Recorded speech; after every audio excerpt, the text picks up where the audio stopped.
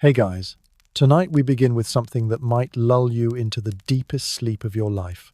The utterly exhausting reality of defending the last bastion of the Roman Empire.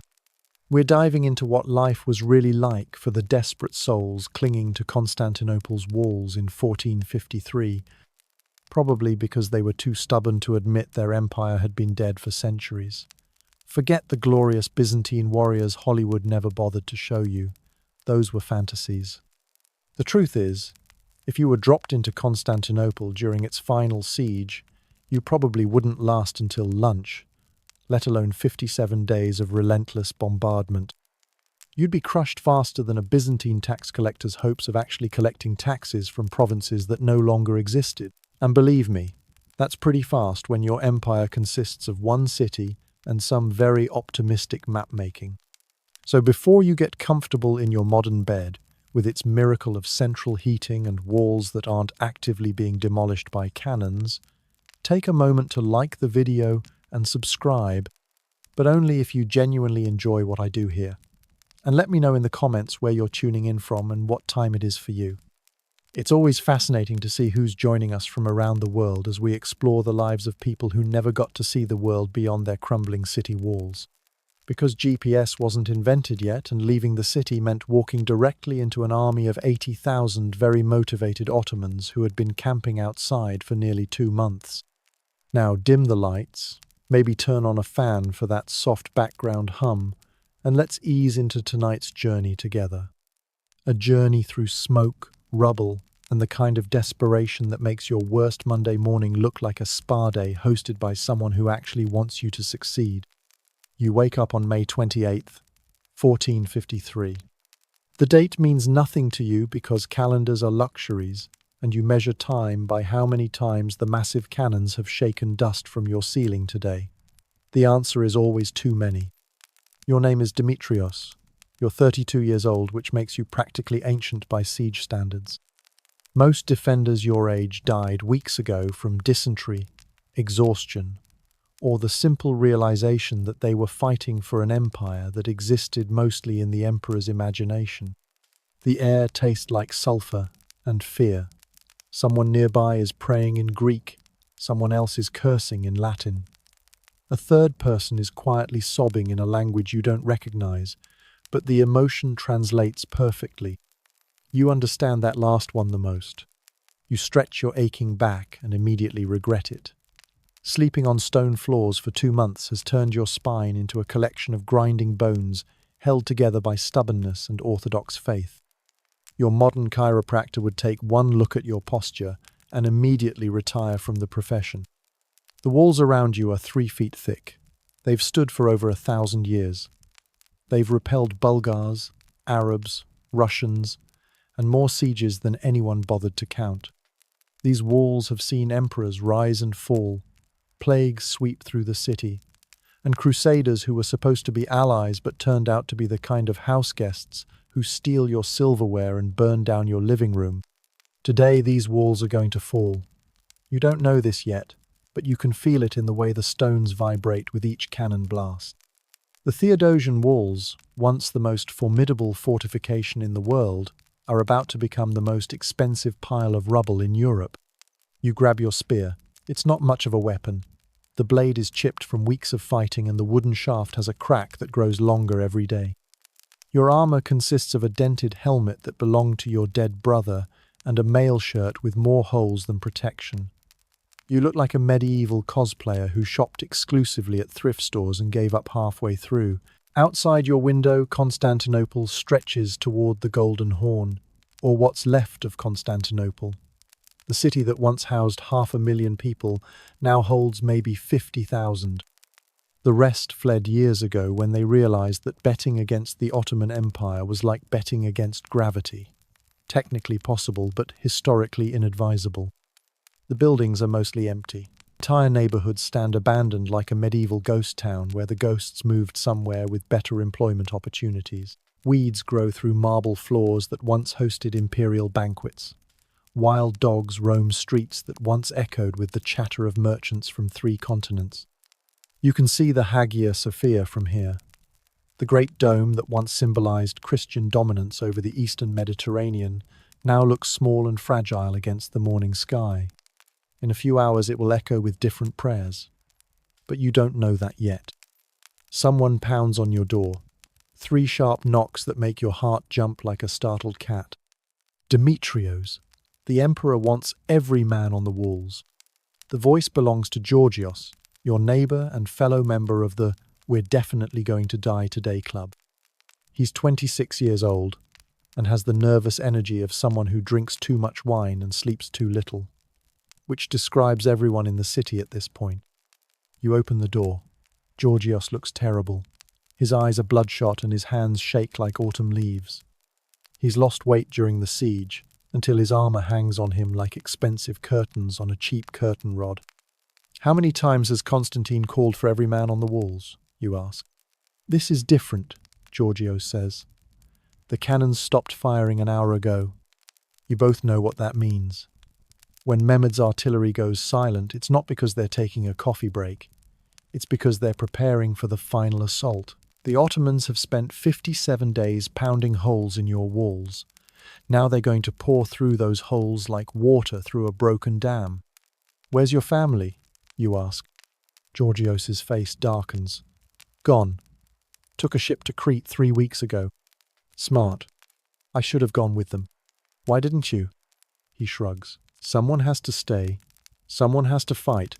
Otherwise, what was the point of any of it?" This is the kind of logic that sounds heroic in stories and stupid in real life. But real life is what you're living, and heroic stupidity is better than regular stupidity. At least heroic stupidity gets remembered. You grab your sword and follow Georgios into the street. The morning air hits you like a slap from reality. It's May in Constantinople, which means it should be pleasant. Instead, it smells like smoke, unwashed bodies, and something indefinably wrong that you recognize as the scent of a city dying. Other defenders emerge from doorways like reluctant actors in a play nobody wants to perform. You recognize most of them. There's Nikephoros, the blacksmith who's been fixing weapons with scraps of metal salvaged from ruined buildings. There's Theodoros, a merchant who used to sell silk and now sells hope to anyone desperate enough to buy it. There's Father Maximos, the priest who's been promising divine intervention for 2 months. He still believes God will save Constantinople. Everyone else has moved on to hoping God will make their deaths quick and relatively painless. "How many of us are left?" you ask Georgios as you walk toward the walls. "Maybe 7,000, maybe less." "And how many Ottomans?" 80,000, maybe more." The mathematics of your situation are depressingly simple. You're outnumbered more than 10 to 1 by an army that's been planning this siege for years. You're defending a city that can't feed itself with walls that have more holes than a conspiracy theory. Your empire consists of Constantinople, a few islands, and the Morea Peninsula. The Ottoman Empire stretches from the Danube to the Euphrates. You're David fighting Goliath, except Goliath has cannons and you have a pointed stick and a prayer. The streets narrow as you approach the land wall. These are the same streets where Roman legions once marched in triumph, where Byzantine emperors processed in purple and gold, where merchants from Venice, Genoa, and the Black Sea ports haggled over prices in a dozen languages. Now the streets echo with the footsteps of exhausted defenders walking toward their final battle. History has a sense of irony that would be funny if it weren't so tragic. You pass the Church of the Holy Apostles. The building is mostly intact, but several windows are boarded up and the courtyard is full of refugees who have nowhere else to go. Old women clutch icons and pray in whispers. Children who don't understand what's happening play games with stones and sticks. A little girl, maybe 8 years old, runs up to you. "Are you going to fight the Ottomans?" she asks. "Yes," you tell her. "Are you going to win?" You look down at her serious face. She has dark eyes and tangled hair, and the kind of innocence that makes adults want to lie to her. "We're going to try," you say. It's not exactly a lie. You are going to try. The trying will last about as long as a morning rainstorm, but you will definitely try. The girl nods solemnly and runs back to her grandmother. The old woman looks at you with eyes that have seen too much history. She knows what's coming. She's lived through the Fourth Crusade, the Black Death, and decades of Ottoman expansion. She knows how these stories end. You continue toward the walls. The buildings get smaller and shabbier as you move away from the city centre. These are the neighbourhoods where artisans and shopkeepers lived, where families raised children and planned futures that would never arrive. Most of the workshops are closed. The tanners, weavers, and metalworkers either fled or joined the defence. Their abandoned tools sit like archaeological artifacts from a civilization that ended last week. You pass a bakery that's been closed for a month. The owner, a man named Andreas, tried to keep baking bread until the grain ran out. Then he tried making bread with sawdust and hope. Neither ingredient worked well as flour. Andreas is walking beside you now, carrying a crossbow he probably doesn't know how to use. He's 45 years old, with flour permanently embedded under his fingernails and the soft build of someone who spent his life kneading dough instead of training for war. "I never thought I'd miss arguing with customers about bread prices," Andreas says. "What did you argue about?" you ask. "Everything. The crust was too hard. The crust was too soft. The loaves were too small. The price was too high." He laughs bitterly. "I spent 20 years complaining about people who wanted to buy my bread. Now I'd give anything to have customers to complain about." This is what siege warfare does to people. It makes them nostalgic for problems that seemed important back when they were alive. The land wall looms ahead of you like a stone mountain built by optimists. The fortification runs for 4 miles from the Sea of Marmara to the Golden Horn. It's actually 3 walls, an outer wall, an inner wall, and a series of towers that once made Constantinople impregnable. The key word is once. Mehmed's cannons have been systematically destroying the walls for nearly 2 months. The massive bombard called Basilica fires stone balls that weigh over 600 pounds. Each shot sounds like thunder and shakes buildings half a mile away. The walls are pockmarked with craters and gaps like a smile missing most of its teeth. You can see Ottoman engineers working to widen the breaches. They've been preparing for this assault with the methodical patience of people who know they're going to win. You climb the stone steps to the wall's top. Each step makes your legs burn. You're not in shape for this kind of warfare. Nobody is. Defending a city during a siege is like running a marathon while someone throws rocks at your head and occasionally sets you on fire. The view from the wall is breathtaking in the most literal sense. To the west, stretching to the horizon, is the Ottoman camp. Tens of thousands of white tents, arranged in perfect military precision. Cooking fires send smoke columns into the morning sky. You can see soldiers moving between the tents like ants in a very organized anthill. Closer to the walls, Ottoman engineers have built wooden towers and earthworks. Artillery positions bristle with cannons of every size. The famous basilica sits on a specially reinforced platform because its recoil is strong enough to knock down buildings. To the east, behind you, Constantinople spreads toward the sea. The city looks small and vulnerable from up here. A few thousand buildings huddled around harbours that no longer see merchant ships. Gardens that have been stripped bare for food. Streets that echo with emptiness. You can see the imperial palace where Constantine Palaiologos, the last Roman emperor, is probably praying or planning or both. He's 48 years old and has been emperor for 8 years. He inherited an empire that was already dying, and now he gets to watch it take its final breath. Constantine could have fled. He could have negotiated surrender. He could have accepted Mehmed's offer to rule the Morea as an Ottoman vassal. Instead, he chose to stay and die with his city. History will remember this as noble. History won't mention how much it sucks for everyone who has to die with him. "Look," Georgios points toward the Ottoman lines. The enemy soldiers are forming up. Rank upon rank of warriors in turbans and mail. The famous Janissaries, the elite infantry corps that forms the backbone of Ottoman military power. These are professional soldiers who train constantly and fight with the confidence of people who haven't lost a major battle in decades. Behind the Janissaries, you can see irregulars and volunteers, thousands of men from across the Ottoman Empire who joined this campaign for the chance to loot the last remnant of Rome.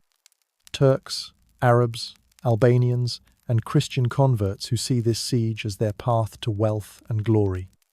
And somewhere in that mass of humanity is Mehmed himself. Mehmed II, who's 21 years old and has already conquered more territory than most emperors manage in a lifetime. Mehmed, who speaks 6 languages, reads Greek philosophy, and commissioned the massive cannons that are about to knock down your walls. Mehmed, who has promised his soldiers 3 days of unrestricted looting if they take the city. 3 days to claim everything they can carry from the last remnant of the Roman Empire. You try not to think about what 3 days of unrestricted looting means for the people hiding in the churches below. How long do you think we can hold them? Andreas asks. You look at the gaps in the wall. You count the defenders on your section. You estimate the number of Ottomans preparing to attack.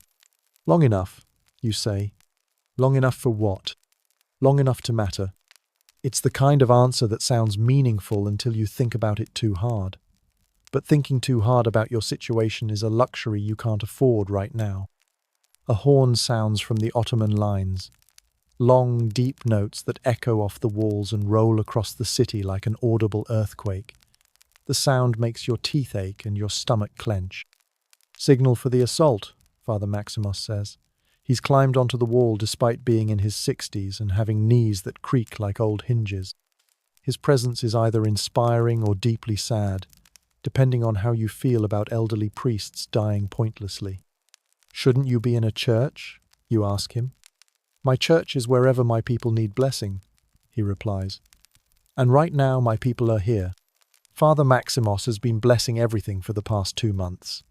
Weapons, walls, food, water, and the occasional cat.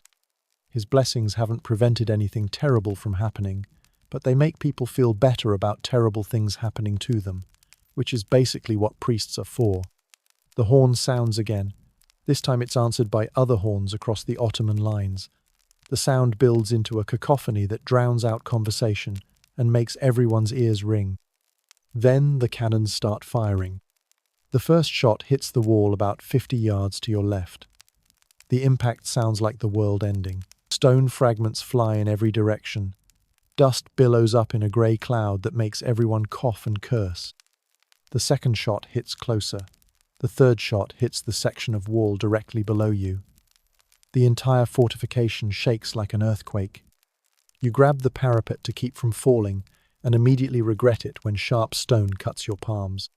Move back from the edge, someone shouts. But there's nowhere to move back to.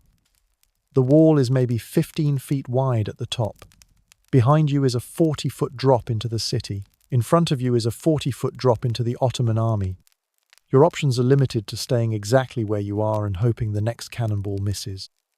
The bombardment continues. Each shot is aimed at the gaps in the wall, trying to widen them enough for infantry to pour through. Ottoman engineers have mapped every weakness in the fortification. They know exactly where to aim for maximum damage. Between cannon shots you can hear other sounds, orders shouted in Turkish. The creaking of siege engines being moved into position, the rhythmic chanting of soldiers working themselves into battle frenzy. And underneath all of it, the sound of people praying. Christians on your side, Muslims on theirs, everyone asking their God to help them kill the other side as efficiently as possible. Prayer and warfare have always gone together like wine and bad decisions. How many shots do you think they have? Georgios asks. Enough, you answer. Enough for what? Enough to knock down what's left of the wall. This conversation is becoming repetitive. But repetitive conversations are what happen when you're waiting to die. People ask the same questions because they're hoping the answers will change. They never do. A stone ball the size of a wine barrel flies over your head and crashes into a building behind you. The impact sends tiles and wooden beams flying like deadly confetti. Someone screams. Then someone else screams. Then the screaming becomes a chorus that harmonizes with the cannon fire. You look down at the Ottoman lines and see movement. Not the random movement of people preparing for battle, but the organized movement of people beginning battle. Units are advancing toward the walls. Siege ladders are being carried forward. Archers are taking positions behind wooden shields. "Here they come," Andreas says unnecessarily. The first wave consists of irregulars and volunteers. These are the expendable troops who get to test the defenses and die for the privilege.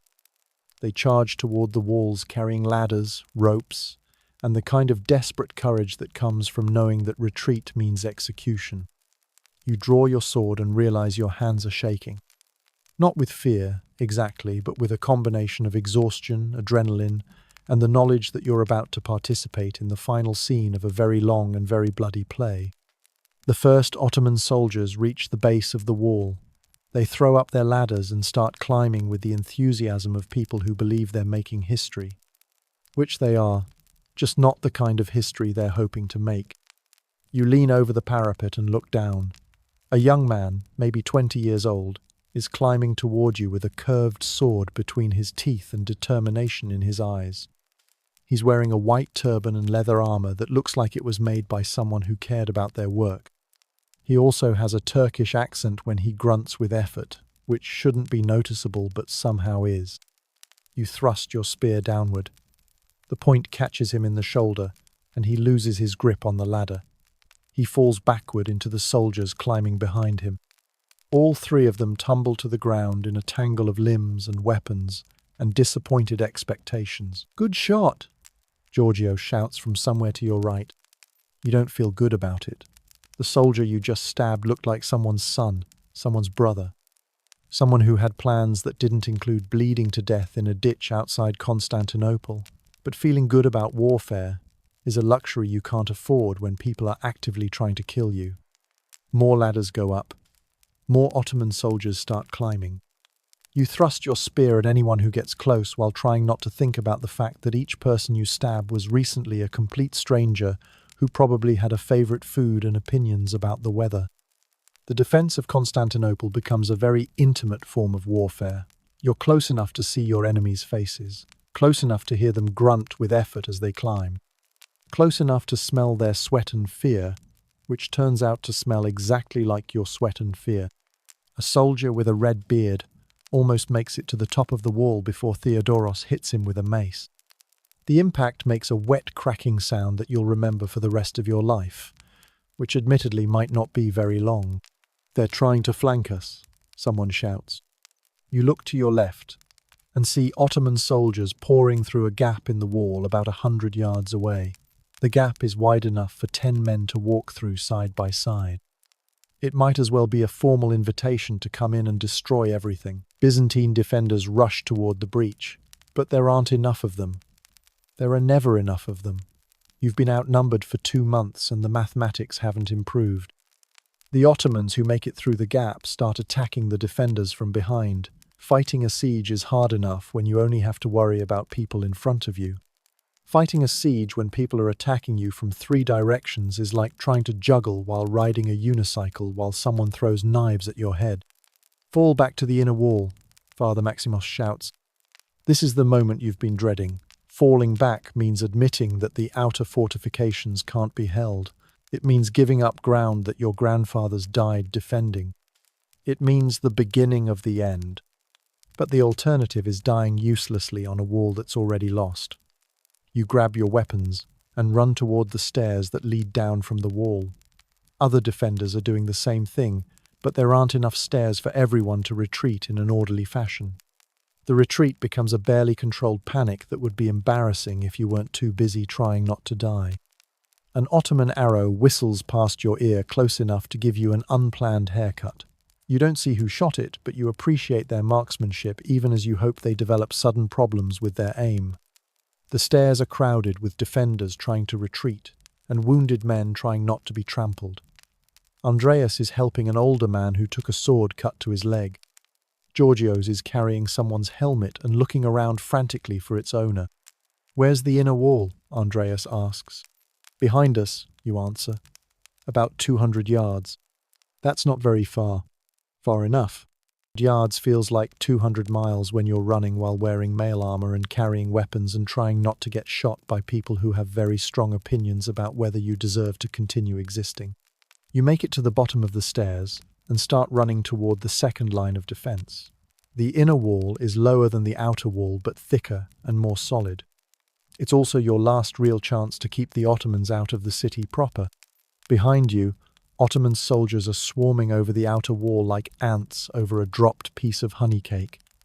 Their war cries echo across the space between the walls. They sound happy.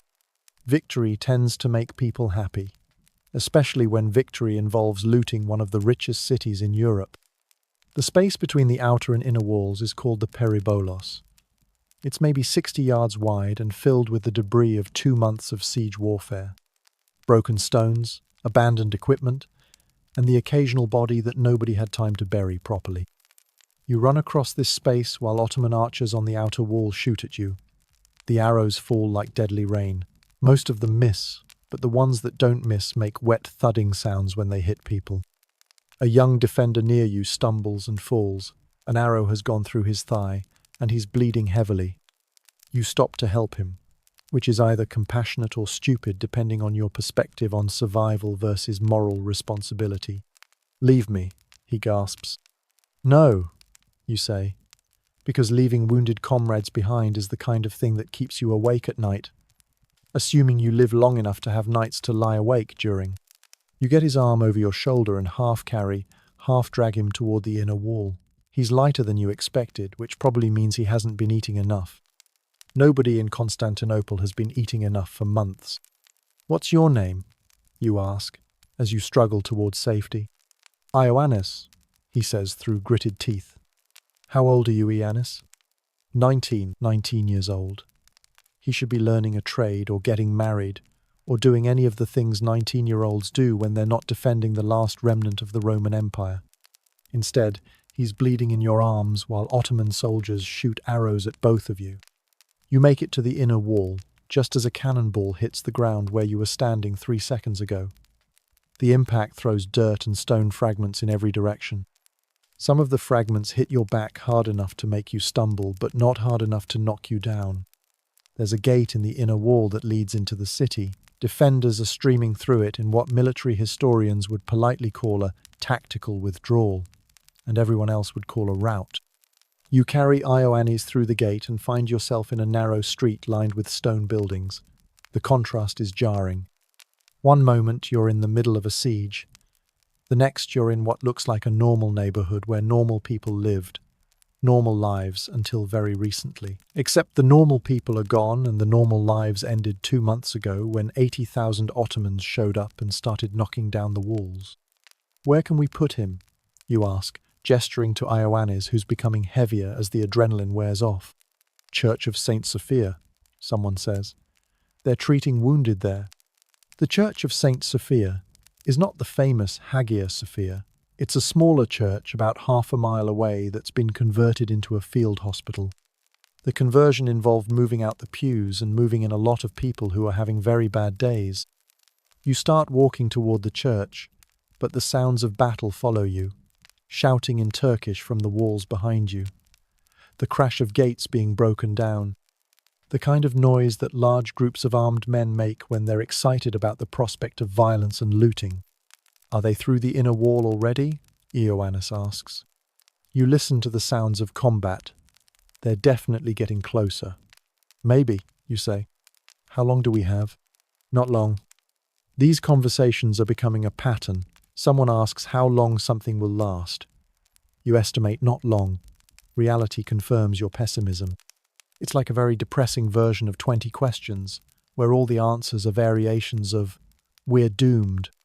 The street you're walking down shows signs of hasty evacuation. Shop doors stand open. Personal belongings are scattered on the cobblestones where people dropped them while fleeing.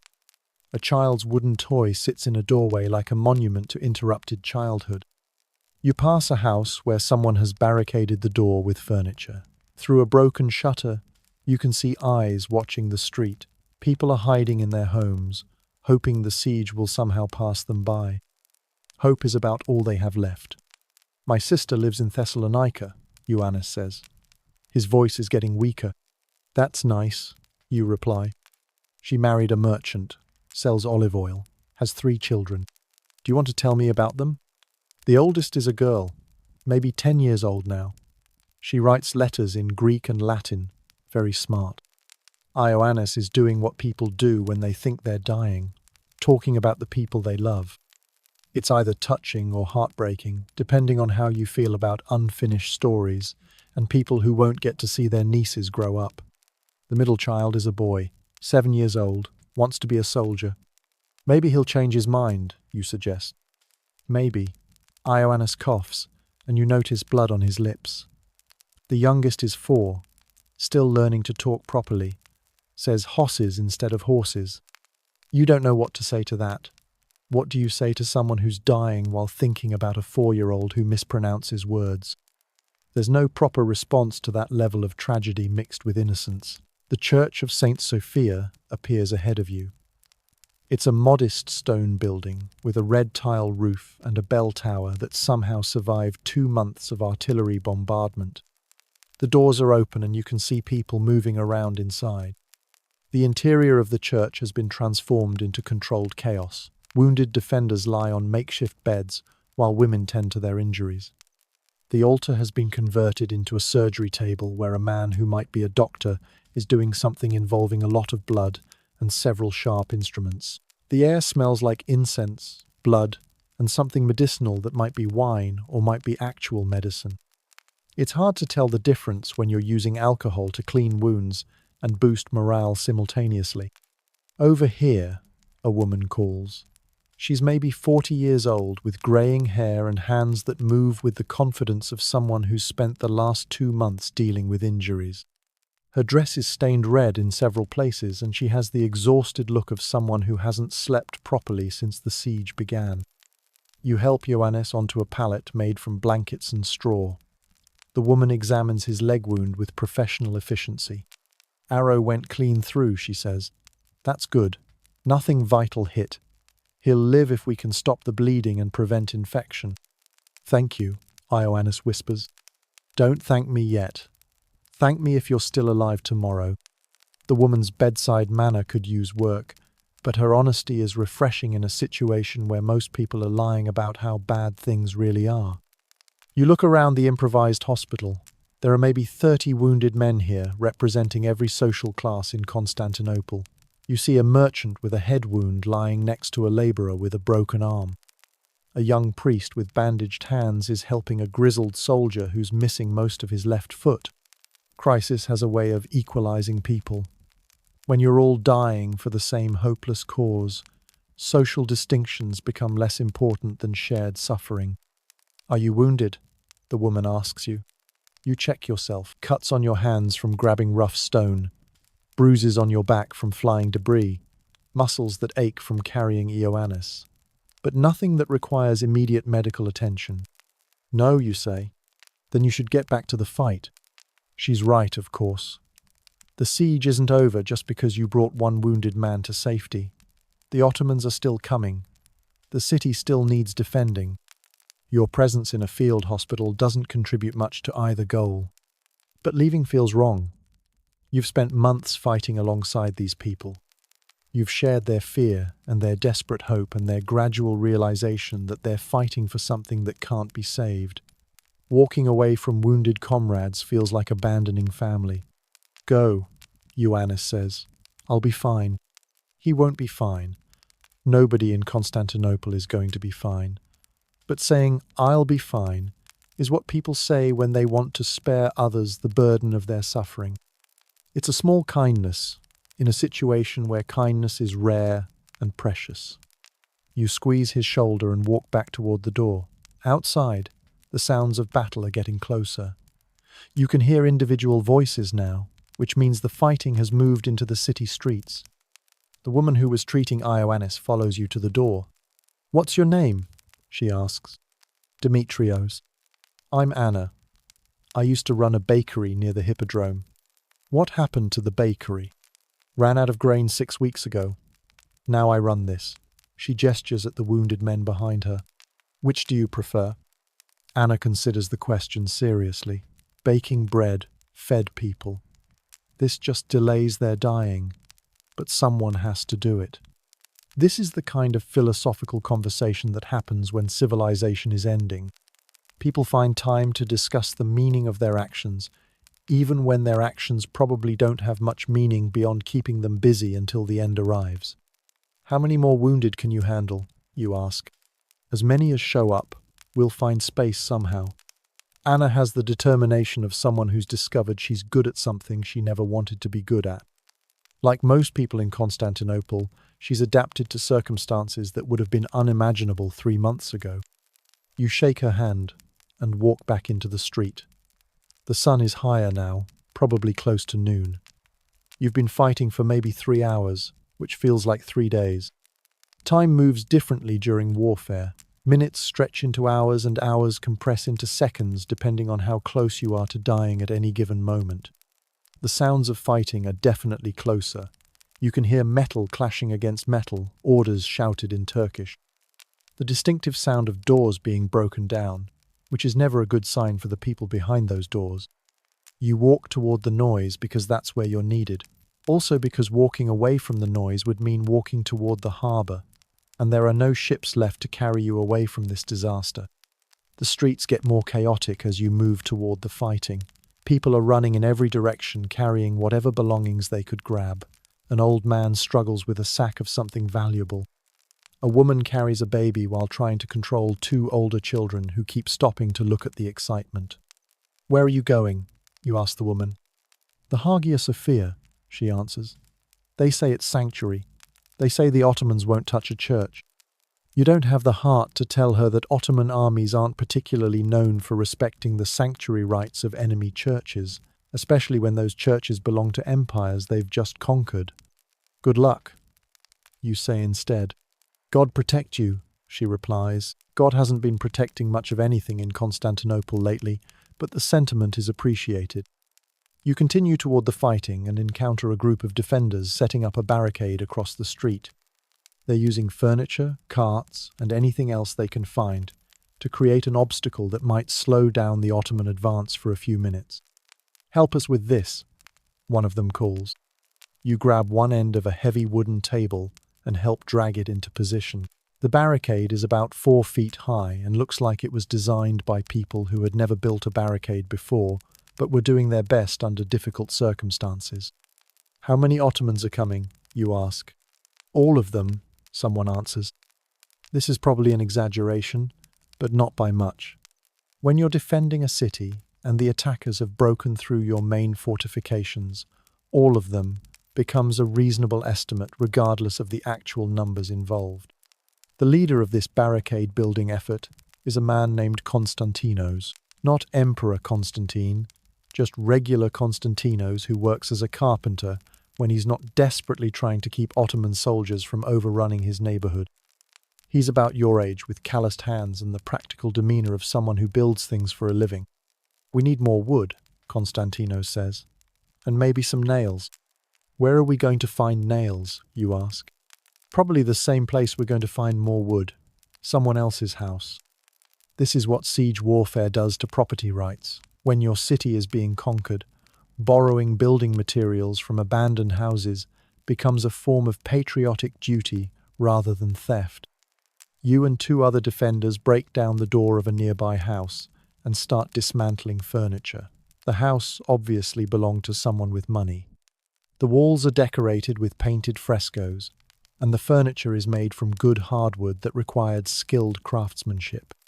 In the main room you find a family portrait painted on wood.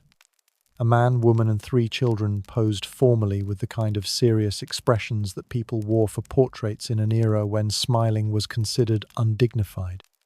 The children look like they're trying very hard not to fidget. "Wonder where they went," one of the other defenders says. "Somewhere safer than here," you answer. You feel guilty about breaking up their furniture to build barricades, but guilt is another luxury you can't afford right now. The alternative is letting Ottoman soldiers use their house as a base for attacking your neighbors, which probably violates the spirit of hospitality even more than dismantling their dining room table. You carry chair legs and table boards back to the barricade. Konstantinos has found a hammer and some nails somewhere, probably by applying the same flexible approach to property rights that you just used. "How long will this hold them?" you ask as you help reinforce the barrier. "Long enough to matter," Konstantinos replies. You're starting to hate that phrase.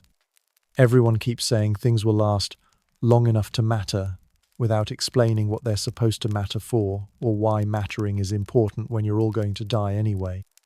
But building the barricade gives you something to do besides thinking about dying, so you focus on the carpentry. Konstantinos knows what he's doing and gives clear instructions about where to place boards and how to angle supports for maximum stability. You're good at this, you tell him. 20 years building houses, he says. Never thought I'd use the skills for building barricades. What kind of houses did you build? Good ones. Houses that lasted. Houses where families could live safely for generations. He drives a nail with more force than necessary. Now I'm building something that needs to last maybe an hour. The irony isn't lost on either of you. Konstantinos spent his career creating permanent structures. Now he's creating something designed to be temporary and ultimately useless. It's like being a chef who specializes in last meals, or a musician who only plays funeral songs. The barricade takes shape quickly.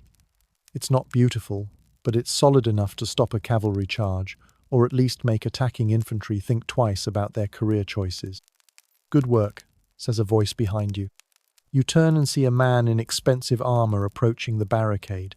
This is clearly someone important based on the quality of his equipment and the way other defenders defer to him. His helmet is polished steel with elaborate engravings, and his sword looks like it was made by someone who charged by the hour. Who's in command here? The man asks. I guess I am, Konstantinos replies. At least I'm the one who knows how to build things. I'm John Cantacouzenos. I'm organizing the defense of this district. John Cantacouzenos is a name you recognize. He's from one of the old Byzantine noble families that can trace their lineage back to when the empire controlled most of the Mediterranean.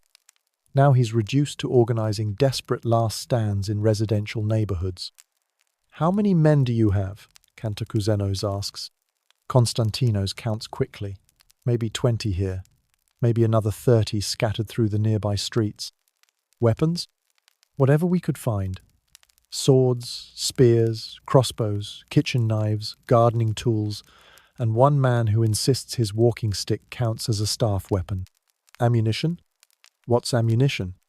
Cantacouzenos looks like a man trying to solve a mathematical problem where all the numbers are negative.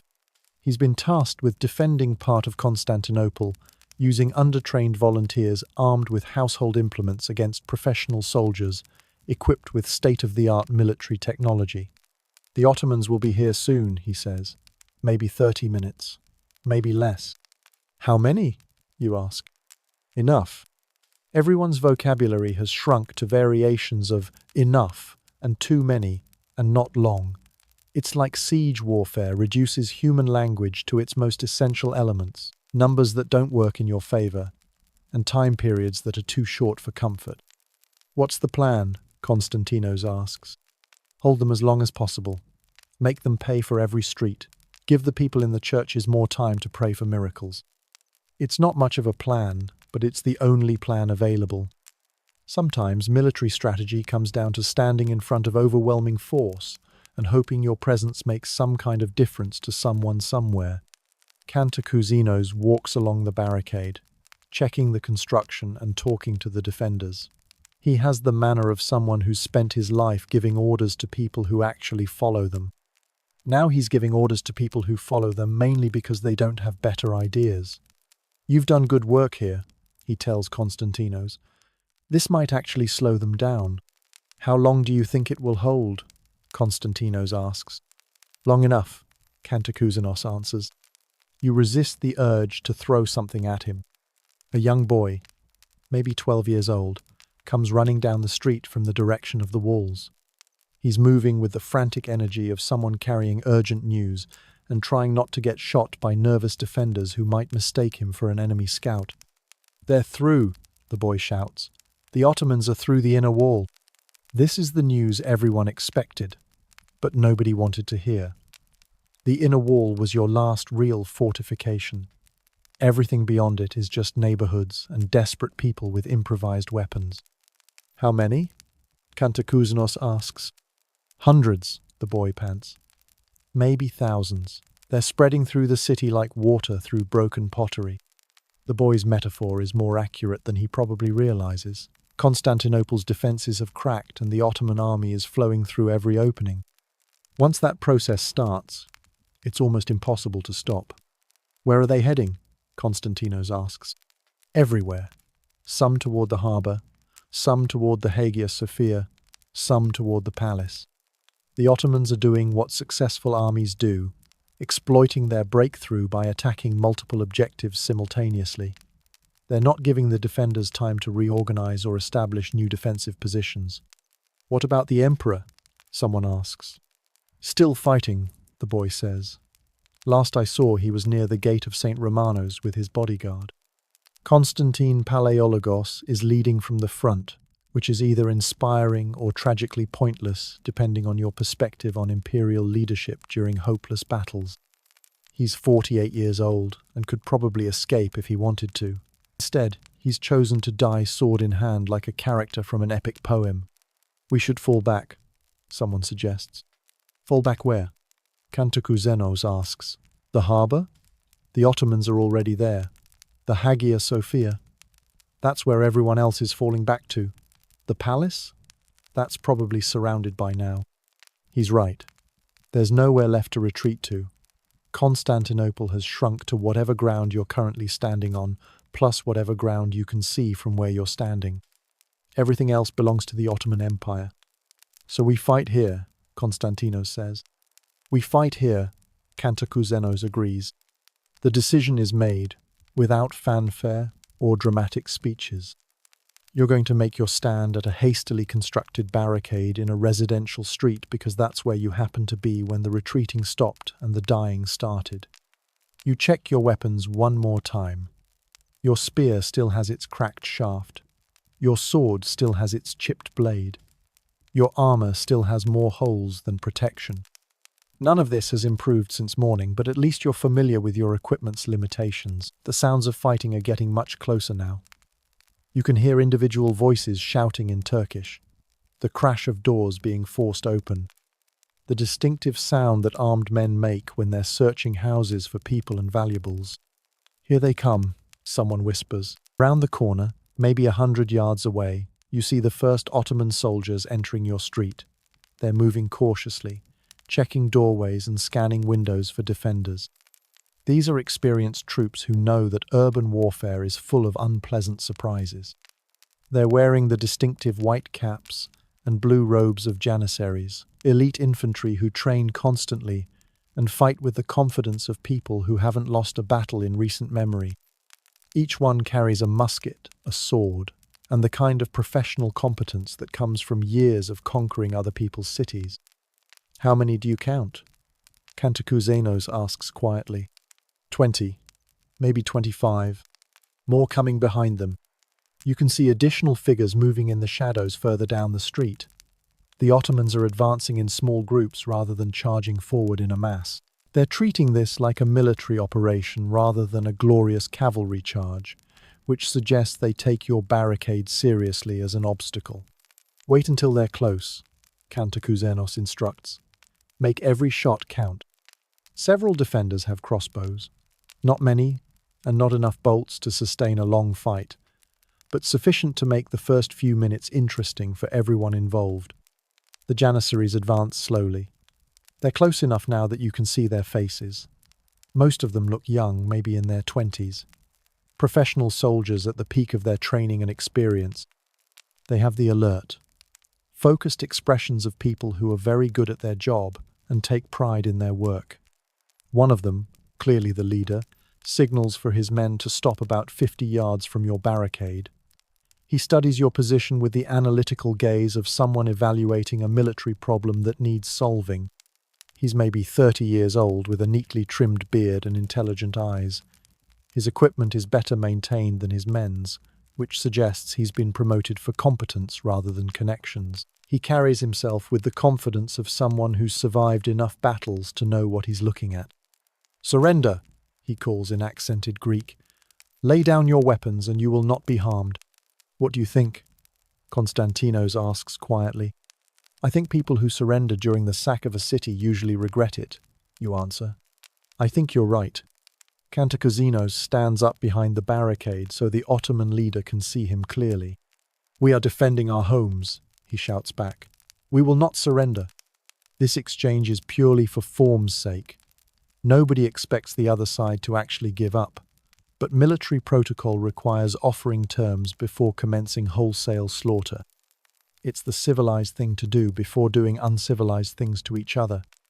The Ottoman leader nods as if he expected this response. He signals to his men, and they begin spreading out to attack the barricade from multiple directions. This is standard urban assault tactics. Pin the defenders in place with frontal pressure, while flanking elements find ways around or over the obstacle. They're trying to get behind us, someone observes. Of course they are, Cantacuzenos replies. That's what I would do. Military expertise is both a blessing and a curse during hopeless battles. It helps you understand what's happening, but it also helps you understand exactly how hopeless your situation really is. The crossbow bolts start flying. 3 defenders with crossbows shoot almost simultaneously. 2 bolts miss completely. The third catches a janissary in the shoulder and spins him around like a deadly ballet dancer. He doesn't fall, but he stumbles and curses in what you assume is Turkish profanity. The janissaries respond with musket fire. The lead balls crack against stone and wood with sounds like hammers hitting anvils. One shot passes close enough to your head that you can feel the air displacement. Keep your heads down, Cantacuzeno shouts unnecessarily. Everyone is already keeping their heads down. Getting shot in the head during a siege is the kind of mistake you only make once, and most people are quick learners when their lives depend on it. The musket smoke drifts over the barricade like artificial fog. It smells like sulfur and bad decisions. Mixed with the smoke is the scent of fear sweat from both sides, which apparently smells the same regardless of which empire you're fighting for. Ottoman soldiers are moving through the buildings on either side of the street. You can hear them breaking down doors and searching rooms. Occasionally there's a scream, which means they've found civilians who didn't evacuate in time. They're in the house to our left, Constantinos reports. And the right, someone else adds. Your barricade is being flanked from both sides simultaneously. In a few minutes, Ottoman soldiers will be shooting at you from 3 directions instead of just one. Mathematics is not working in your favor. We need to fall back, Cantacuzeno says. Where? You ask. The next street. Maybe we can hold them there. Fighting a series of delaying actions through residential neighborhoods is like trying to dam a river with furniture. Each position you abandon makes the next position harder to defend, and eventually you run out of streets to retreat through. But the alternative is dying uselessly at this barricade instead of dying uselessly at the next barricade, and there's something to be said for variety in your final moments. Move, Constantinos shouts. The retreat begins. Again. Defenders grab their weapons and run toward the back of the street while Ottoman soldiers shoot at them from increasingly close range. It's becoming a familiar routine. Build obstacle, fight briefly, retreat, repeat until you run out of space or energy or people. You help carry a wounded defender who took a musket ball in his leg. He's conscious but bleeding and has the grey complexion of someone whose body is reassessing its commitment to keeping him alive. What's your name? You ask as you half drag him towards safety. Michael, he gasps. How old are you, Michael? 28. 29 next month. He won't see his 29th birthday. You both know this, but saying it out loud would be cruel and pointless. Instead, you focus on getting him to the next street where he can die more comfortably. The next street looks exactly like the previous street. Stone buildings, narrow roadway, plenty of places for Ottoman soldiers to hide while shooting at you. The main difference is that this street leads toward the center of the city instead of toward the walls. You're retreating deeper into Constantinople with each step. Soon you'll be fighting for the Hagia Sophia itself, which is either the perfect place to make a final stand or the perfect place to ensure that your death has maximum symbolic value. Constantinos immediately starts looking for materials to build another barricade. He has the persistent optimism of someone who believes that the right combination of wooden furniture and determination can solve any military problem.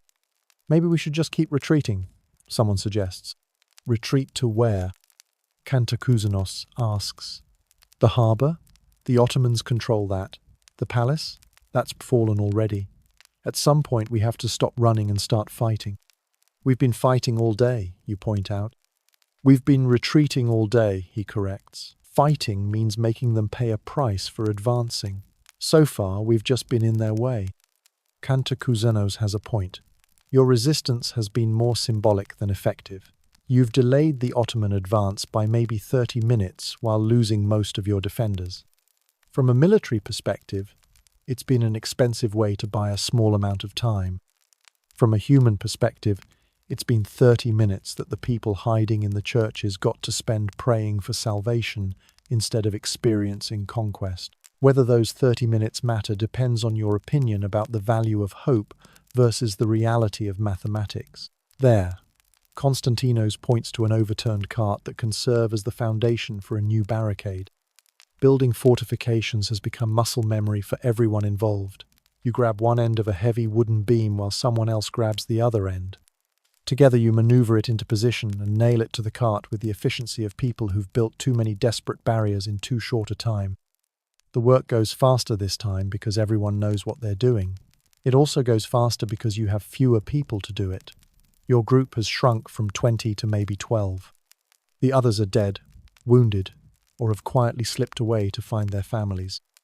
You don't blame the ones who left. Fighting for a doomed city is a personal choice that everyone has to make for themselves. Some people choose to die for principles. Others choose to live for people they love. Both choices make sense depending on your priorities. Almost finished, Konstantinos says as he drives the last nail. The new barricade is smaller than the previous one, but more carefully constructed. Konstantinos has learned from experience and applied his carpentry skills to create something that might actually slow down professional soldiers for more than 5 minutes. Behind you, the street continues toward the heart of Constantinople. You can see the dome of the Hagia Sophia rising above the surrounding buildings like a stone prayer pointed at heaven. It's maybe half a mile away, which means you're running out of room to retreat. In front of you, Ottoman soldiers are beginning to appear at the far end of the street. They're moving more confidently now, advancing in larger groups. Success breeds confidence, and the Ottomans have been very successful for the past several hours. Same plan? Konstantinos asks. Same plan, Cantacuzénos confirms. The plan, such as it is, consists of shooting at Ottoman soldiers until they shoot back more effectively, then retreating to the next street and repeating the process. It's not sophisticated, but it has the virtue of being simple enough that exhausted defenders can execute it without extensive tactical briefings. The Ottoman soldiers reach the end of your street and pause to assess the situation. They can see your barricade, and they can probably estimate how many defenders you have. They're also experienced enough to know that urban warfare is unpredictable, and that small groups of desperate people can cause problems disproportionate to their numbers. Their leader this time is a different man, older and more heavily armed. He's wearing scale armor that looks expensive, and a helmet decorated with what might be silver inlay. His sword is curved in the Ottoman style, and has the worn grip of a weapon that's seen extensive use. He studies your position for several minutes before making any decisions. This is the kind of professional caution that comes from surviving multiple sieges. He's not going to rush into anything that might get his men killed unnecessarily. Why are they waiting? Someone whispers. Because they're smart, Cantacuzénos answers. They know we can't go anywhere. They can take their time and do this properly. What does properly mean? It means they'll surround us completely before attacking. No chance to retreat this time.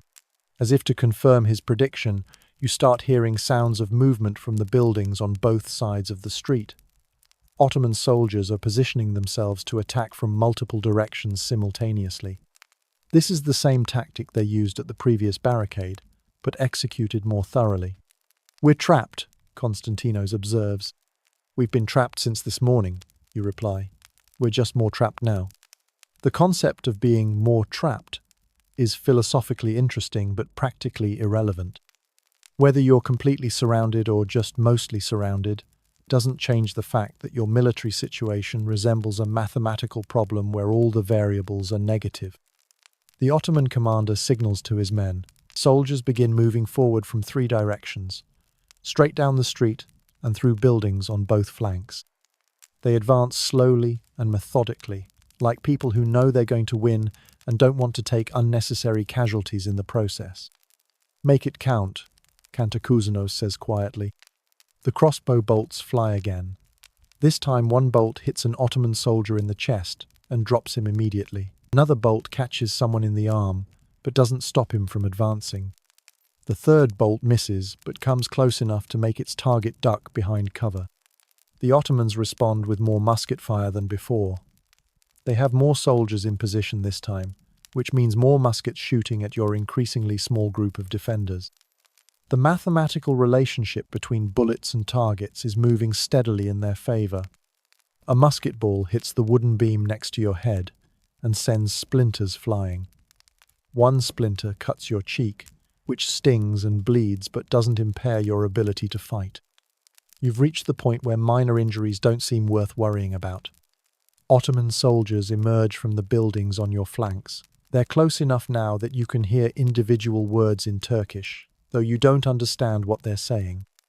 They're probably giving each other tactical instructions, but they might be discussing the weather or complaining about their pay. Military conversations sound urgent, regardless of their actual content. "They're behind us too," someone reports. You turn and see Ottoman soldiers moving through the buildings behind your position. Your retreat route has been cut off, which transforms your tactical withdrawal into a last stand. The terminology is different, but the practical implications are the same. You're going to die here. "Form a circle," Cantacuznos orders. The remaining defenders cluster together behind and around the barricade. You're back to back now, facing outward in all directions. It's the kind of formation that looks dramatic in epic poems and tragic in real life. There are 8 of you left. 8 men with improvised weapons facing several dozen professional soldiers with state-of-the-art military equipment. The odds are so bad that calculating them would be an insult to mathematics. But you're still alive and you still have weapons and the Ottomans still have to come get you. Sometimes that's enough to matter, even when you're not sure what you're mattering for. The final assault begins with musket fire from all directions. Lead balls whistle past your head and crack against stone and wood. The sound is like deadly hail falling on a roof made of fear and defiance. Constantinos grunts and stumbles. A musket ball has hit him in the shoulder and spun him around like a broken toy. He doesn't fall, but he drops his spear and clutches his arm with the surprised expression of someone whose body has just betrayed him. "I'm fine," he says unconvincingly. He's not fine. Blood is seeping through his fingers, and his face has the pale color of someone whose circulatory system is reconsidering its career options. But saying "I'm fine" is what people say when they don't want to distract others from their own problems. Ottoman soldiers charge forward from 3 directions simultaneously. They move with the coordinated precision of people who've practiced this maneuver until it became instinct. Their war cries echo off the surrounding buildings like an acoustic manifestation of conquest. You thrust your spear at the nearest attacker. The point glances off his armor but throws him off balance. He stumbles but doesn't fall, which gives you time to draw your sword before he recovers. The fighting becomes hand-to-hand combat that's too close and too fast for conscious thought. You parry a sword thrust and counter with a cut that opens a gash on your opponent's arm. He responds with a strike that would have taken your head off if you hadn't ducked at exactly the right moment. Around you, the other defenders are fighting similar battles against similar odds. Steel rings against steel. Men grunt with effort and pain. Someone screams, but you're too busy not dying to identify who or why. An Ottoman soldier appears to your left, attacking while you're engaged with the man in front of you. This is how most people die in close combat.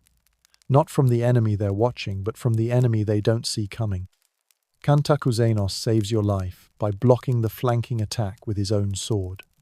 His parry turns a killing thrust into a shallow cut across your ribs. It hurts and bleeds, but doesn't disable you, which makes it a victory by siege warfare standards. "Thank you," you gasp.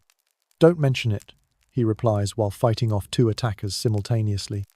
The battle continues for maybe 3 minutes, which feels like 3 hours when every second involves multiple attempts on your life. Your sword arm aches from the repeated impacts of parrying and striking. Your legs burn from constant movement and the effort of staying balanced on uneven cobblestones. One by one, the other defenders fall.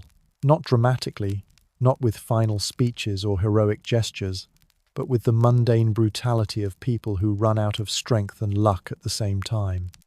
They fight until they can't fight anymore, then they die. Konstantinos goes down with an Ottoman spear through his chest. He looks surprised rather than pained, as if he can't quite believe this is how his story ends.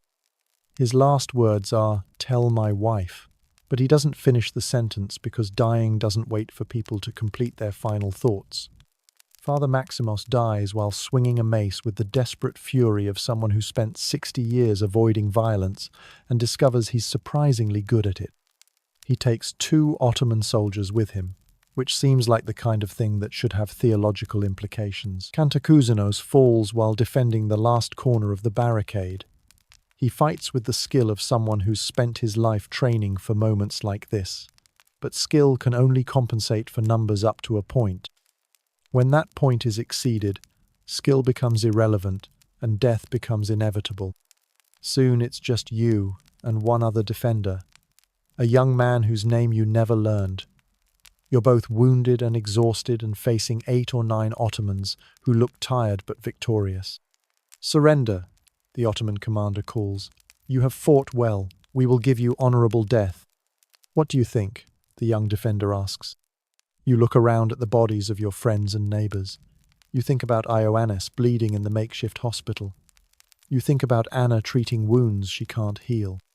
You think about the little girl who asked if you were going to win. "I think we've done what we came to do," you say. Which was what? Made them remember that someone tried to stop them. It's not much of an accomplishment, but it's something.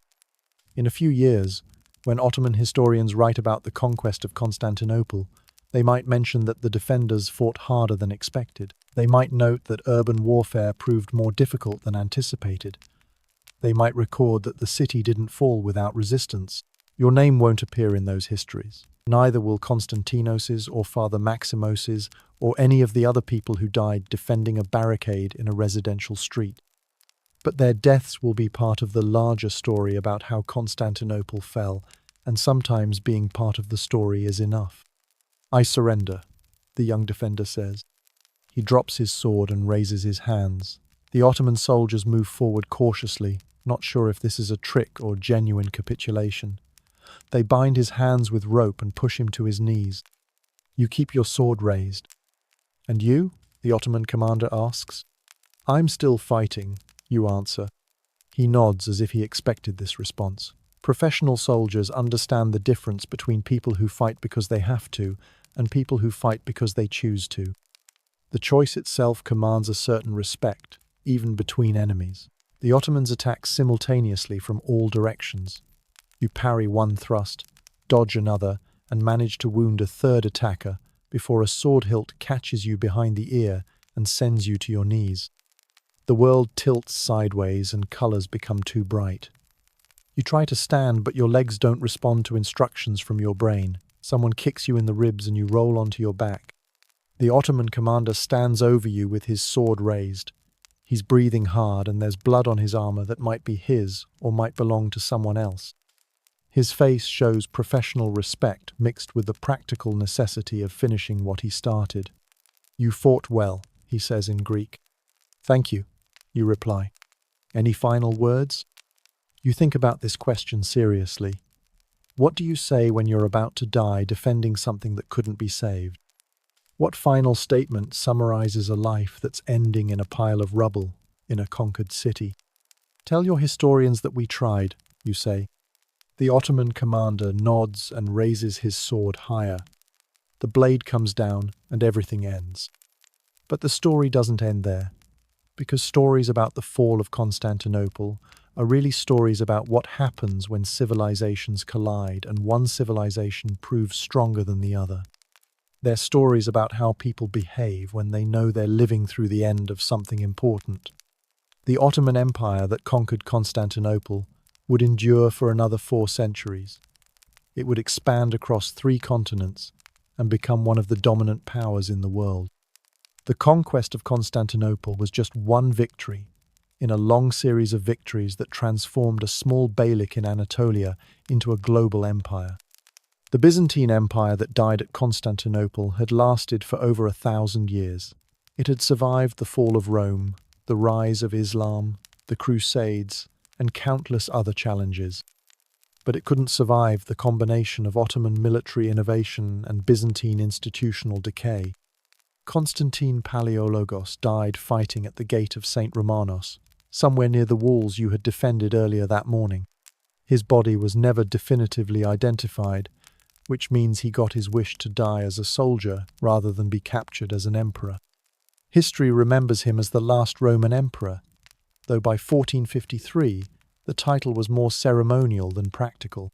Mehmed II became known as Mehmed the Conqueror. He was 21 years old when he took Constantinople, which made him younger than most of the defenders who died trying to stop him.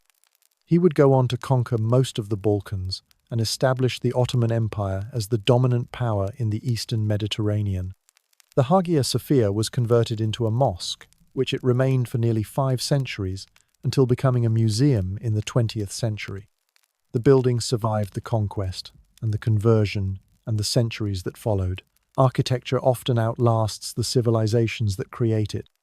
Most of the people who fled Constantinople eventually settled elsewhere and built new lives in new places. Some went to Italy and contributed to the Renaissance by teaching Greek language and literature to Western European scholars. Others went to Russia and helped establish Moscow as the Third Rome. Still, others simply disappeared into the anonymous mass of refugees that every major war produces.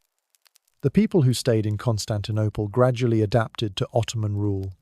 Many converted to Islam for practical reasons. Others maintained their Christian faith while learning to navigate the complex social hierarchy of their new empire. Life continued, as life does, under different rulers with different languages and different laws. Looking back from the perspective of the 21st century, the fall of Constantinople seems like an inevitable result of historical forces that were beyond any individual's ability to control. The Byzantine Empire was economically exhausted, militarily outmatched, and politically isolated. The Ottoman Empire was expanding, innovative, and supported by the resources of multiple continents. But inevitability is easier to see in retrospect than it is to live through. For the people defending Constantinople in 1453, the outcome was uncertain until the moment the walls fell and the fighting ended. They fought because they believed their cause was worth fighting for, even when the odds suggested they were going to lose. This is what people do when their world is ending. They try to preserve what they value for as long as possible. Sometimes they succeed, sometimes they fail. Sometimes their efforts matter in ways they never intended or imagined. The defenders of Constantinople failed to save their city, but they succeeded in creating a story about people who chose to fight rather than surrender.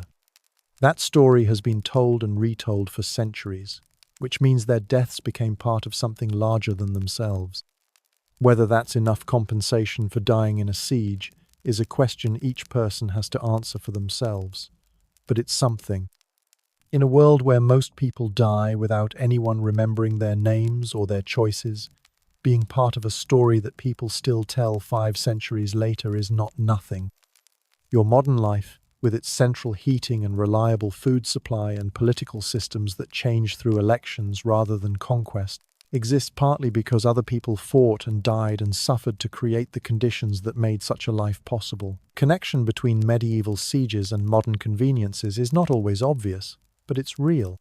The next time you flip a light switch, or turn on a faucet, or walk down a street without worrying about enemy soldiers, remember that these simple luxuries exist because countless people before you chose to fight for ideas like security, prosperity, and the right to live without fear.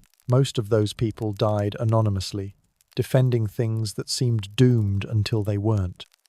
History is full of impossible victories and inevitable defeats that turned out to be neither impossible nor inevitable. The future is never as predetermined as it appears from the comfortable distance of centuries. The people fighting for lost causes today might be fighting for the foundations of tomorrow's world. So when you're facing your own impossible odds and defending your own apparently doomed causes, remember Demetrios and Konstantinos and Father Maximos and all the other people whose names were forgotten, but whose choices mattered. Remember that losing battles can sometimes win wars, and that fighting for something worth preserving is its own form of victory. The walls of Constantinople fell on May 29th, 1453, but the idea that some things are worth defending survived the fall of the walls and the end of the empire and the passing of centuries. That idea is alive today in every person who chooses to stand up for what they believe in, even when the odds are against them. Sometimes that's enough. Sometimes it has to be enough. Sometimes it's everything. And sometimes, if you're very lucky or very brave or very stubborn, it actually makes a difference. Sleep well. Dream of better walls and clearer causes and victories that last longer than the people who win them. But remember, when you wake up, that every day offers new opportunities to choose what you're willing to defend and what you're willing to sacrifice for the things that matter to you. The siege is over. The story continues. Your turn to write the next chapter.